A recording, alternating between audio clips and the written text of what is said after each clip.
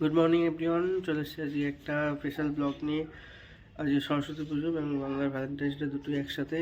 তো তার নিয়ে একটা মিনি ব্লগ তোমাদের সামনে তুলে ধরবো। সারাদিন কী করলাম, ছোটোখাটো সারপ্রাইজ বউকে কী দিলাম, সবটাই তোমাদের দেখাবো। ভালো লাগলে ভিডিওটা গোটাটা দেখার অনুরোধ রইল।